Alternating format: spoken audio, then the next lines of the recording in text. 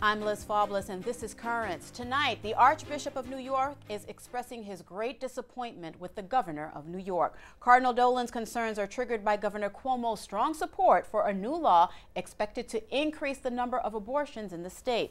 Now, the main point of the proposal is to have abortion declared, quote, a fundamental right. Once done, parental consent would be prohibited and taxpayer funding would be allowed. The cardinal is deeply troubled. In writing to the governor, he points out that New York's abortion rate is incredibly double the national average. Sadly, he continues, nearly 4 in 10 pregnancies statewide end in abortion. And in some parts of the city, the rate is higher than 60%, mainly in Black and Latino communities. The cardinal does reach out to Mr. Cuomo, asking him to reconsider his support for the legislation and pledging that he, the cardinal, and his brother bishops want to work closely with the governor to reduce New York's scandalous abortion rate. The cardinal suggests he and the governor meet in March when the cardinal leads a Catholic delegation to Albany. Earlier today, Monsignor Kieran Harrington, the vicar for communications for our Diocese of Brooklyn, joined me at the anchor desk. I asked him what might be accomplished at an Albany meeting. But the reality is that the issue of right to life is paramount for us as Roman Catholics, and ultimately all rights prescind from that right to life, and so there really is a serious disagreement, a fundamental disagreement with the governor on this issue, and he's really pursuing a course of action, not a mainstream, even a Clintonian Democrat in this regard, who basically proposed that let's try to keep abortion, rare but legal. This is a overwhelming expansion of abortion rights, which sort of indicates that abortion is seemingly a good thing. And I don't think that that is reflective of where any American is. I don't think that's reflective of where New Yorkers are, and I certainly don't think that New Yorkers should be paying for it, especially at a time where you have rising unemployment, burgeoning debt. It's a major problem, it's a major challenge, and I think that the governor basically is, he's running for president and he's running to the left, and it's very clear, and somebody's got to stop him. The abortion rate in New York is tragically high. It's awful to even speak the numbers right now, and the cardinal makes the case that the legislation will only exacerbate the issue. We're sitting across from lawmakers now. Paint the picture for me. With this being the truth as Catholics, and that we will not compromise that belief, where do we go from here? Well, the reality is abortion is an elective procedure, right? A person chooses to have an abortion, and that elective procedure has consequences for two people. It has a consequence for the child. Ultimately, the child, it results in the death of the child, but it has long-lasting consequences for the woman. Right? And so I think that what we really have to be concerned with is the health of women here. And I think fundamentally we have to really be concerned about the mental health of women, the emotional health, the spiritual health. And I really think that there needs to be an honest dialogue. Look, I can't tell a woman what's in her best interest or not in her best interest. But I can say that there are certain things, there are certain reactions, there are certain realities that are caused as a result of abortion. And, that's not patronizing. That's not paternalistic. Because you really can just put other women before them to say, this has been my experience. And unfortunately, we're not having an open dialogue on this issue in our society today, because you have each side encamped and not willing to dialogue, not willing to talk. And the governor has squarely put himself in the place of being a cultural warrior, a cultural warrior on the issue of women's health. And so there's not going to be a whole lot of dialogue on this issue, I don't think. We contacted the governor's office for Mr. Cuomo's response to the cardinal's letter. There's been none. And in support of Monsignor Harrington's point about public support for abortion, a new poll tonight shows that nearly all Americans favor restrictions on the procedure. Only 11% approve of abortion on demand, and a strong majority, 58%, considers abortion morally wrong. Now, adoption as an alternative to abortion is being promoted in a new national television ad campaign.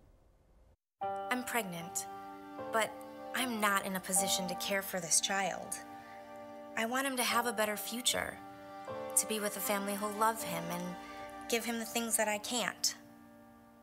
I've learned that through adoption, I can choose the family who'll raise him, and I can receive help through the rest of my pregnancy. Adoption just seems like the best option for him and for me.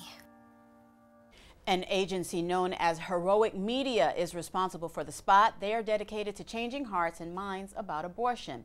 So far, Heroic reports hundreds of women have contacted counselors after seeing the ads, and many adoptions have been arranged. It was Governor Cuomo's State of the State speech yesterday that sparked this latest abortion development and Cardinal Dolan's correspondence. But for the most part, the headline from the governor's address was guns.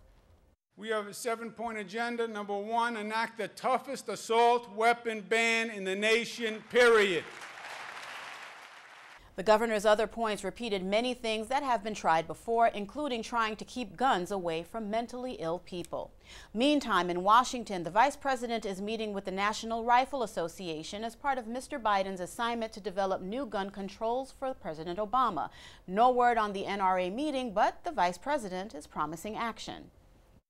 If the president is going to act, or executive orders, executive action that can be taken. We haven't decided what that is yet, but we're compiling it all with help of the Attorney General and all the rest of the cabinet members, as well as legislative action we believe is required. Fearing the new restrictions likely to come from Washington, around the country there's a run on buying guns and bullets. This ammo dealer in Atlanta has never seen anything like it. This is probably, in my lifetime, in my business lifetime, there's been more demand for ammunition than there's ever been.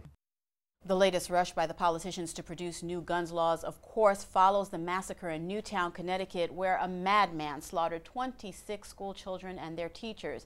In Arizona, the controversial and well-known sheriff, Joe Arpaio, has put together an armed posse to protect the schools in his county.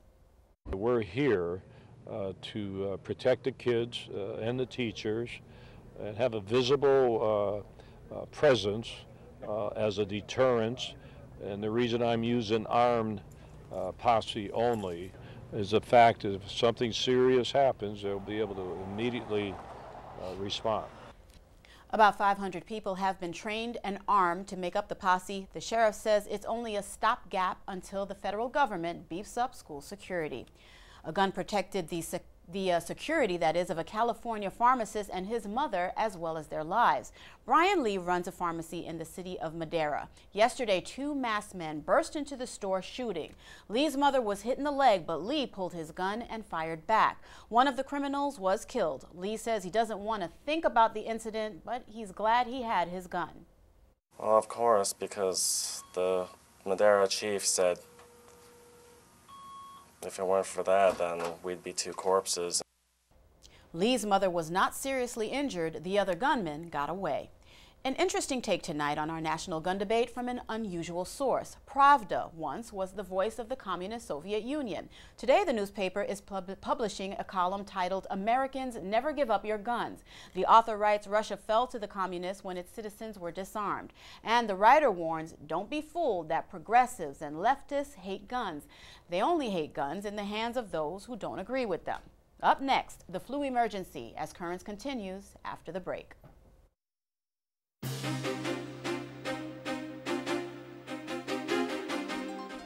Welcome back. The flu epidemic is spreading. Tomorrow, the CDC will release new numbers, and they're expected to show a huge increase in illness. Tonight, 41 states are reporting an extreme number of cases, a big jump from yesterday. In Boston, I am declaring a public health emergency in the city of Boston. The latest reports show an increasingly tough flu season. the mayor adds that cases in his city are up 10 times already when compared with all of last year. And we are not alone. In Poland, more than 80,000 people have come down with the illness. Hospitals there are suspending visits by healthy people coming to see patients, trying to limit the spread of the virus. Doctors are expecting about 200 people to die from the flu just in the city of Krakow. So many are sick because the flu is so contagious. But just how does it spread? Some answers. We touch so many things without even realizing it. Take a simple trip on the subway. Buying a Metro card.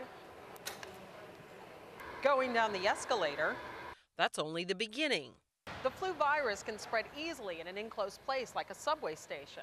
The flu virus can spread to others up to 6 feet away, according to the Centers for Disease Control and Prevention. And flu germs can remain suspended in the air. The top 3 ways to catch the flu: being near someone who is sick, who sneezes, coughs, or talks, spreading infected droplets, drinking from the same cup or sharing a utensil, and touching a germy surface and then touching your eyes or mouth. And you can pass the virus to someone before you even know you're sick. Somebody can be contagious with influenza up to a day prior to developing symptoms. Symptoms typically present as sneezing and coughing and so on, and up to 7 days post developing those symptoms. So the flu virus can be fairly contagious over a long period of time. To see how easy it is to spread germs, we tried out this experiment with something called GlowGerm. Just look at what this black light picked up. If this were the flu virus or cold germs, I would be leaving a trail behind for someone else to catch. Using cleaning products to keep surfaces germ-free can minimize the chances of spreading the flu, and it's important to wash hands thoroughly. Jessica Benton is with Calico Industries, a company that distributes GlowGerm as a way to teach proper hygiene. Some people sing the ABCs, happy birthday 2 times, but at least 20 seconds of vigorous washing. I do know when people do wash their hands, they may not go in between their fingers, get underneath their fingers, so there's lots of germs that you can't, obviously you can't see germs, but do get stuck behind when you don't wash your hands properly. Doctors say germs can live on surfaces for up to 8 hours in most cases. Meantime, the failing health of Hugo Chavez is raising the question tonight: who's governing Venezuela? Chavez is in Cuba after cancer surgery and reportedly near death. He's supposed to be in Caracas today to be sworn in for a new term as president. The bishops of Venezuela say missing the inauguration creates a constitutional crisis. The president of the Supreme Court says it's no big deal, but she was handpicked by Chavez, and not many are surprised or persuaded by her position. Opponents of Chavez say the country's political stability is at risk. All political powers in Venezuela are working together in order to violate the Constitution. All of them are aligned in terms of imposing a mechanism that is a profound, severe violation to the rule of law in Venezuela. Neither side has agreed on what to do next. The health of some 2,000 Syrian refugees is in jeopardy tonight after a severe winter storm ripped through a camp in Jordan. Heavy rains and strong winds have left nearly everything in the camp wet: beds, blankets, and supplies. The UN insists that despite many rumors, no children have died there so far, but some as young as 10 days old are arriving at the camp. Prefabricated housing would provide relief, but the UN says they can't afford it. And a very rare and ferocious winter snowstorm has hit Jerusalem. At least 2 people are dead, one electrocuted by a down power line, the other killed in a car crash. Several inches of snow fell on the city, the most in more than 20 years, leaving Jerusalem completely shut down and covering the palm trees of the arid Middle East with heavy, wet snow. Well, the worst forest fires in 60 years are raging across Australia. More than 1,300 square miles have burned so far. Extreme heat with daytime temperatures as high as 105 degrees are adding to the firefighters' burden. So far, no deaths have been reported. The country's prime minister tells everyone to be prepared to evacuate if necessary. And adding to the woes, so much of the land and forests have burned. An eerie golden haze of smoke seems to be clouding over everywhere. In New South Wales alone, more than 140 fires are still burning, with a large number still out of control. While no humans have been killed, the loss to the country's livestock is being described as devastating. Up next, our shrinking world and our School of the Week. Separate stories as Currents continues after the break. Remember when the so-called experts warned us about a population explosion? Well, it seems they were wrong, and the world is about to shrink. Within the lifespan of people alive today, the population of the Earth will start to fall. The scientists describe it as demographic transition, moving from a time when both death and birth rates were high to now when both are low. Already more than half the world's population is reproducing at below the replacement rate, and the United States is nearing that threshold. Meantime, the chief diversity officer at Gallaudet University is back on the job in Maryland. 3 months ago, we reported that Dr. Angela McCaskill had been suspended with pay because university officials decided her public support for same-sex marriage legislation was incompatible with her role as a diversity officer. She's back at work now, and the law she supported passed in Maryland last year. Peace and meditation are central themes found in the education of the students attending our School of the Week in Flatbush, Brooklyn.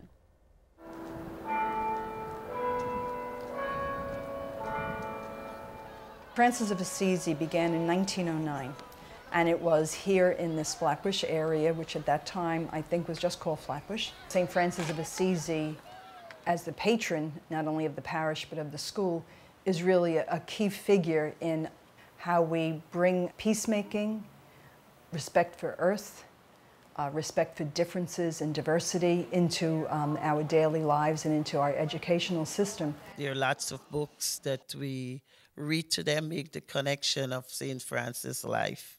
A person that cares about everyone, takes care of the sick, love animals, and that's part of our curriculum. We teach students. We really wanted the children to understand what their role is in creating peace. In doing that peace education, we began a peer mediation program, which continues today. We're just here to basically talk to you about what a conflict is. So has everybody been in a conflict? Could be with your friends, with your family. The students are encouraged to look for ways to work peacefully, to work out conflicts. Part of the peer mediation training program is that I take 6th and 7th graders each year to train. They talked to the 3rd and 4th graders to let them know that they can themselves decide that they want to work this conflict out with their peer. So therefore they asked one of the peer mediators to help them. Some breaks with the light. But it kind of... We're actually learning now how God takes care of the animals, so it also ties into how St. Francis of Assisi took care of the animals. So my class is very excited to learn the different ways that they can take care of the animals and thank God for the wonderful creatures that He created for us. Every classroom has a smart board or some kind of smart technology, and of course the children really find that fun, and we certainly want to make education fun. Showing them the ability to use a computer for education, and not just running around research and search engines, but to see how I can collaborate with other students on documents. They also really find that they have a good social life here. We build in the time at lunchtime and also when they go outside so that they can socialize with each other. But once they're in the classroom, they're in the business of learning, they're in the business of accomplishing something in the 10 years that they will be here.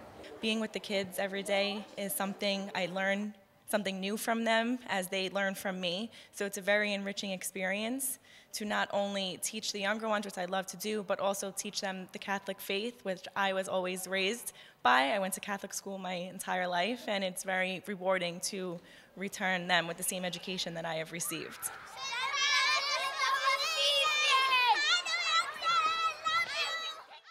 Up next, a very touching gift for the Pope and the anniversary of the Tube, as Currents continues after the break.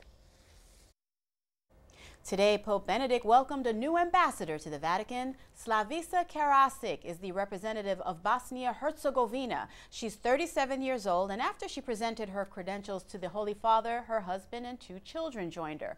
One of the youngsters had something special for the Pope. This is my little daughter, Paula. Paula, okay. So, Holy Father, this is you with the big arms, so you can hug as far. This is the square, and this is your window. Thank you. And from the gift of a child, we now turn to the anniversary, a century and a half in the making. As New Yorkers, we think our subway is the best in the world, and it is, most of the time, but it's not the oldest. That honor goes to the Tube, London's underground, 150 years old today. Out of the tunnel into the light at a top speed under central London of about 50 kilometers an hour.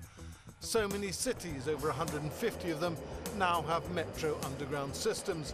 We forget that London was the first in 1863. It remains one of the busiest, up to 4 million passengers a day, the equivalent of roughly half London's population. But let's step back in time. Imagine it before the first tube map was drawn, and so much transport was horse-drawn and the traffic congested. The solution was to dig just below the surface and bring in steam trains. This is, believe it or not, the only surviving steam engine from the London Underground of the 1860s.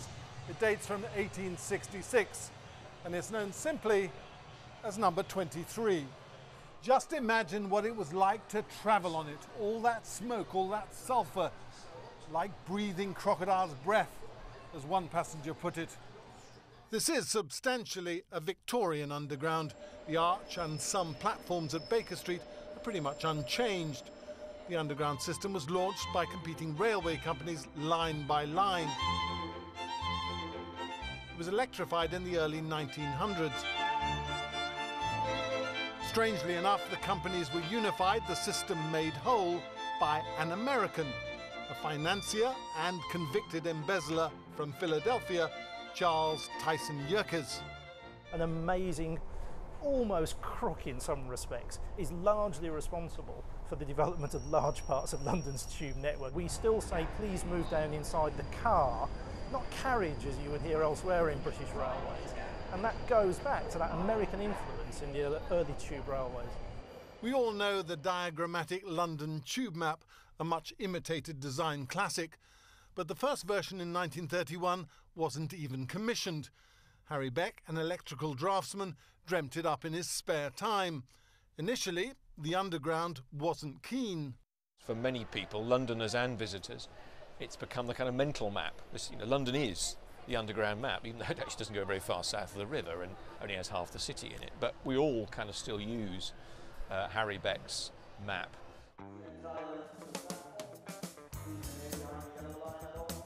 To mark its 150th birthday, the Underground is celebrating with a special poster exhibition. Of course, Londoners moan about the tube, the overcrowding, the heat, the delays, much as they do about the weather. But they can't really get around quickly without it. And the fact is, it's transformed the city, helped it spread, and almost triple its population in the last 150 years. Finally tonight, we want to tell you some very good news, and we want to thank you because you helped make that news. The Bright Christmas campaign, organized and conducted by our diocesan newspaper, The Tablet, has set a record. More than $138,000 was raised to help make Christmas brighter for the victims who endured so much living through Hurricane Sandy, an amount that far surpassed the previous best. Thank you very much. And we leave you tonight with more from St. Francis Assisi Academy. For all of us here at Currents, I'm Liz Faublas. Thank you for watching and have a good night.